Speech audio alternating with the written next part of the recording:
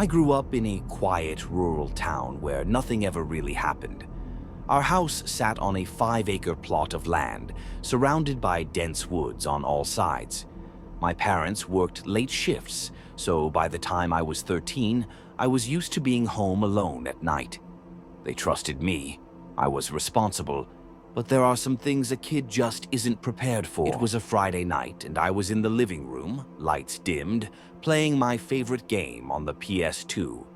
The only sounds in the house were the clicking of the controller and the hum of the TV. Then, out of nowhere, a loud crash echoed from the backyard. I froze. My first thought was maybe an animal knocked something over, but this sound was too deliberate, too heavy. I put down the controller and crept to the window. The backyard was mostly swallowed in darkness, but the faint glow from the porch light illuminated just enough. That's when I saw it. The shed door, which I knew for a fact had been shut earlier, was wide open. The shed was old, its hinges stiff with rust. It didn't just swing open on its own. Someone had to have opened it. My stomach twisted. My first instinct was to grab the rifle my dad kept in the closet. I had been taught how to use it, but I had never actually needed to. With the gun in hand, I cautiously stepped outside, the night air sharp and still.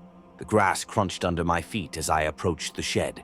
I tried to steady my breath as I called out, "Who's in there?" No answer. I gripped the rifle tighter. Slowly, I stepped up to the door, peering inside.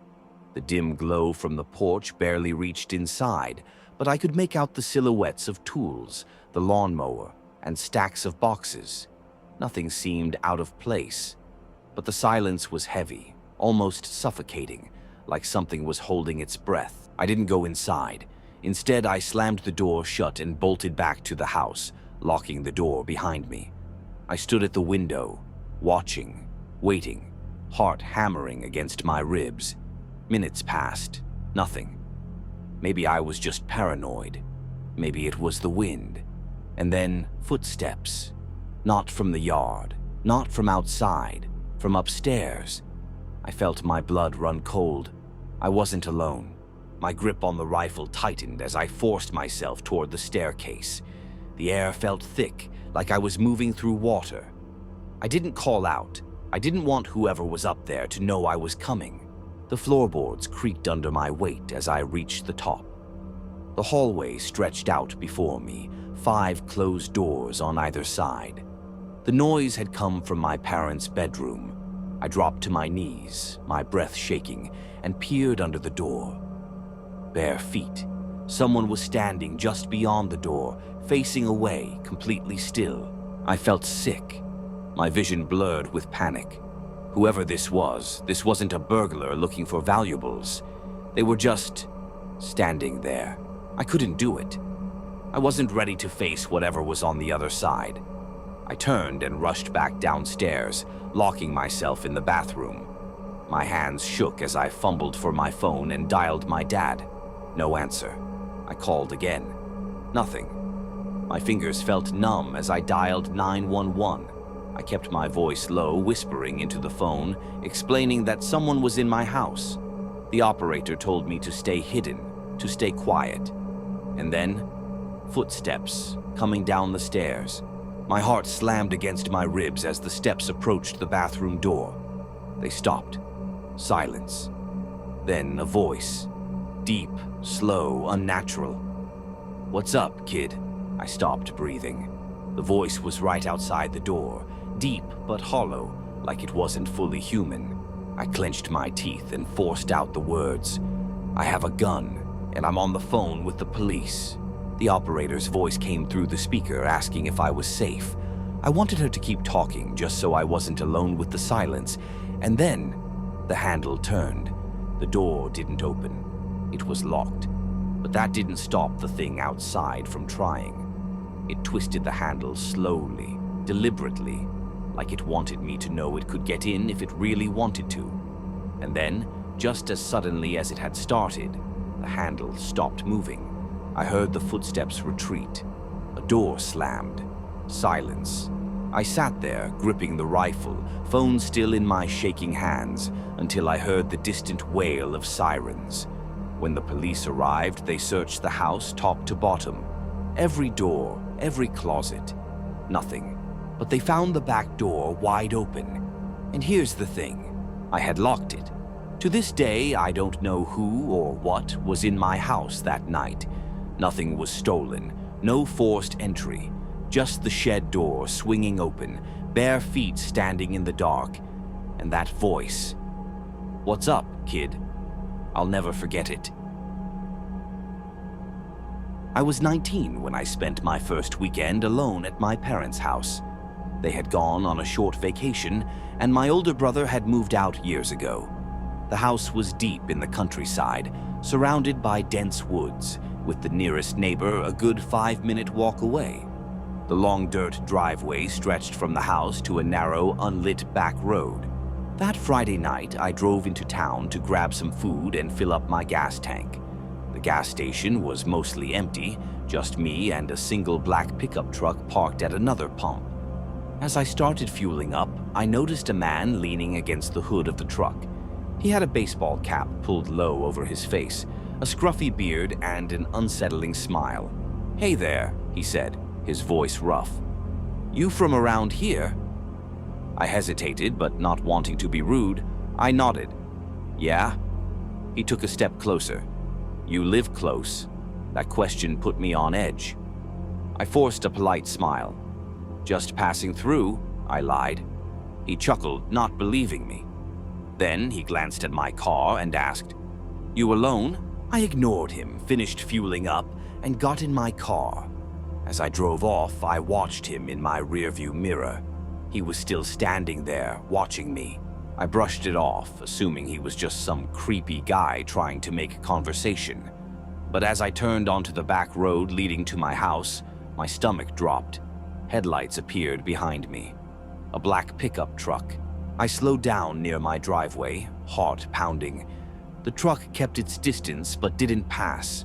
Not wanting to turn in and show him where I lived, I drove past my driveway, pretending I had somewhere else to go. I kept driving, hoping he would lose interest, but he stayed behind me, trailing me for miles. Finally, I reached a small diner that was still open. I pulled into the parking lot quickly and parked near the entrance. The truck drove by without stopping. I stayed in the diner for almost an hour, ordering a coffee and texting my parents, telling them I was fine. When I finally drove home, I didn't see any sign of the truck. That night, I double-checked all the locks before going to bed. The house felt too quiet, too empty. At some point in the night, I woke up suddenly.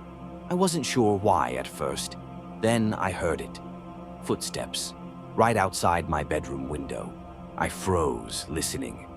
Slow, deliberate steps crunched on the gravel beneath the window. My blinds were closed, but I could see the faintest shadow shifting outside. I grabbed my phone and called 911, whispering to the operator that someone was outside my house. They said an officer was on the way. The footsteps stopped.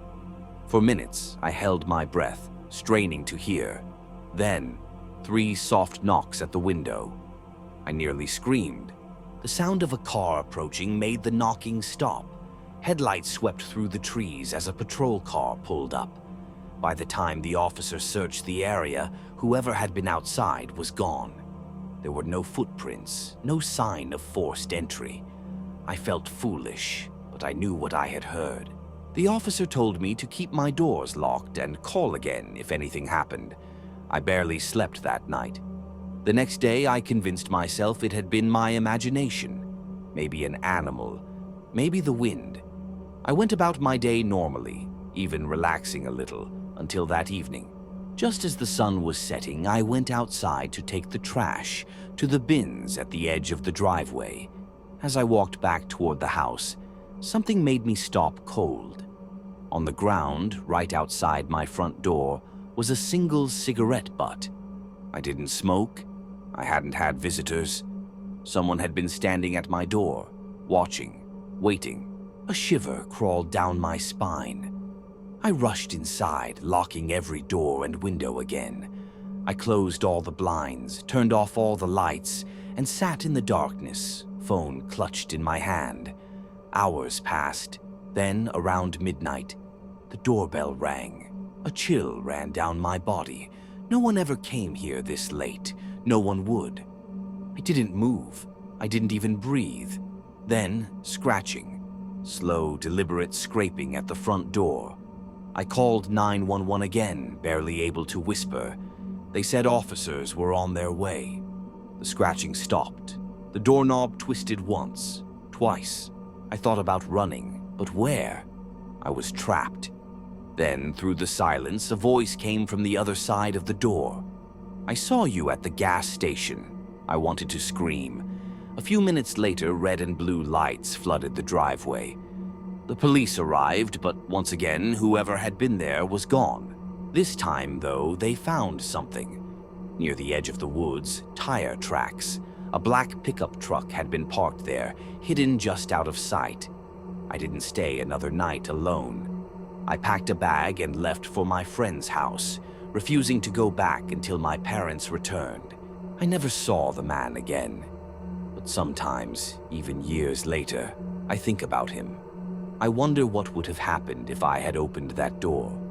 I wonder how long he had been watching me before I noticed. And worst of all, I wonder if he's still out there, watching someone else.